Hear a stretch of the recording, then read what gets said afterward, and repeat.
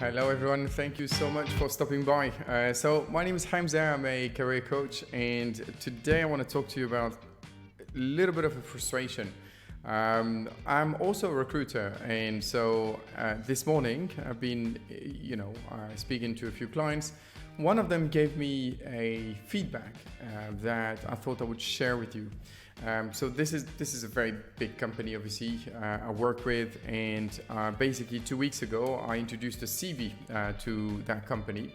This CV is amazing. I mean, this profile, she's absolutely amazing. She's one of the secret weapon of her company. She's got such a rare skill and expertise that she's sent in across the world, all over the place, in every single country for very, very large projects, etc., etc. Due to her, amazing skills. But when she sent me her CV, I was so disappointed because her CV sucks bad, really bad. And this is something you've heard me so many times saying, that most CV, I would say 95% of CVs I see are bad, mediocre. And this is exactly an example. So you have an expertise that is amazing, that is unique, a very, very strong profile, but a CV, the way she introduces herself, presents herself, she markets herself, extremely poor. And I said, look, do you think you could add a bit more detail here? Can you change this? Oh, I don't have time. Okay. So, I sent the CV, and thank God she's working with a recruiter. So I have direct access with the client, and I spoke to the client. I said, listen, I know the CV is not wow, but trust me, I interviewed her. She's amazing, absolutely amazing. So this is how it goes. And the head of recruitment, he says, okay, well, listen, I'll try my best. So after a few days, he receives other CVs, and then he takes the 5 strong CVs, 4 actually strongest CVs, and he adds mine. He says, okay, I'll include yours, but her CV really doesn't show what you said, so we have to go by the CV. He introduced it to the head of department for him to make a decision. The head of department, and it is like this, right? The head of department receives them all, and he says, yes, no, no, yes, yes, yeah. These 3, please. These 3 on job interview, and these 2, no. So exactly like that, in a space of 2-3 seconds, she will not have a chance to have a career opportunity. She will not have a chance to defend herself, to show her skills, to show her expertise. The crazy thing about this candidate is that she's a mom, really nice, I think 2 or 3 children, and she's tired, exhausted of going around the world for some projects. She wants to have a position here. So she was so excited when I told her about the role, and it was a permanent position here. And just in a few seconds, she got rejected. And that's how it goes.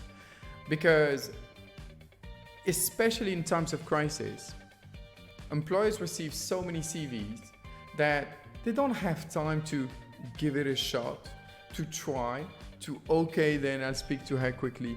That's not how companies work. Imagine, otherwise they would spend their time doing that. The job of a job seeker is to be the best job seeker in the market, is to have the best CV, is to have, the CV is the most important, but to also have the best interview skills, the best job search techniques, etc., salary negotiation, and so on and so forth. That's the best. That's the only thing to do for a job seeker. It doesn't matter how strong you are in your field of expertise. If you're weak in terms of writing CV, you're just not going to have a chance to show your skills. And it's a question of 2-3 seconds. That's all it is. And this is why it's so painful to me when I see, great CV getting rejected. And of course, what am I going to say to her? Do you think I'm going to say, I told you to do your CV? No. I'm not. I'm just going to tell her, listen, because I'm not going to, make her feel bad. I'm not going to make her feel bad. There's no point. I'm not going to hurt her. There's no point, because I don't manage her emotional state. You see, I don't know, when I hang up, maybe she's going to feel depressed and down. I don't want that. So I'm just going to say, look, they found people that they feel are a better fit for the role. she is the better fit for the role. That's the truth. But her CV sucks bad.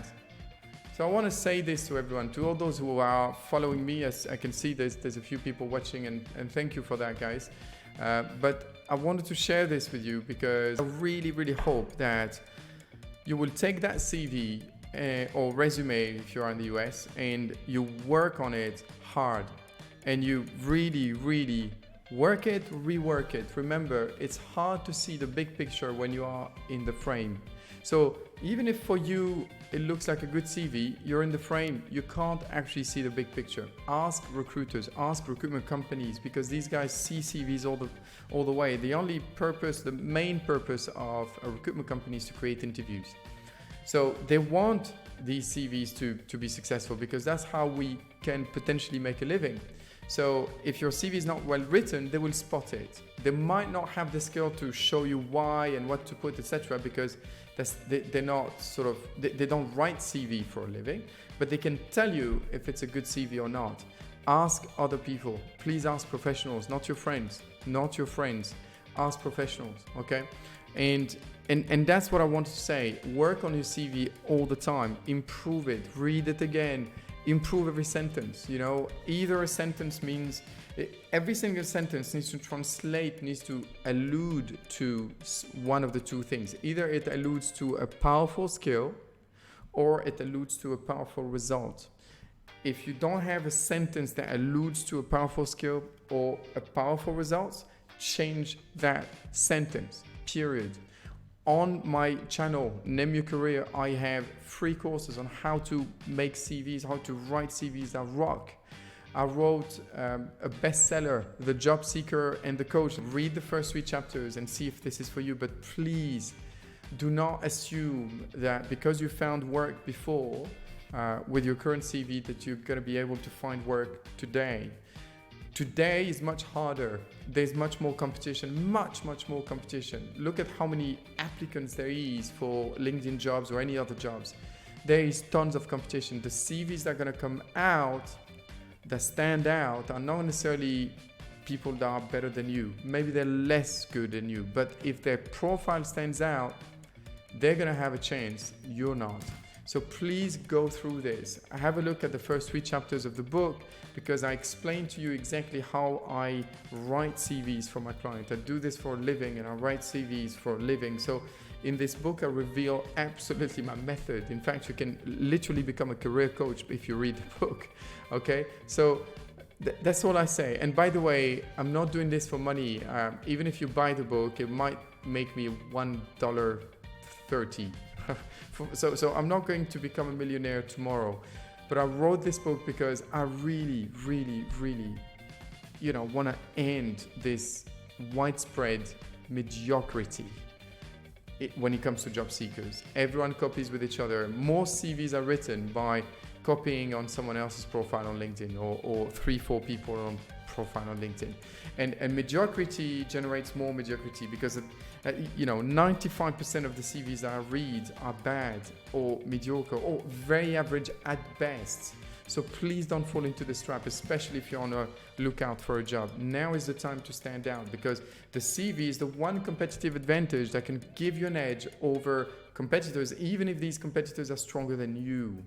You hear me? If they're bad at writing CVs, if you're stronger, you'll get the interview, you get the chance. So that's all I wanted to say.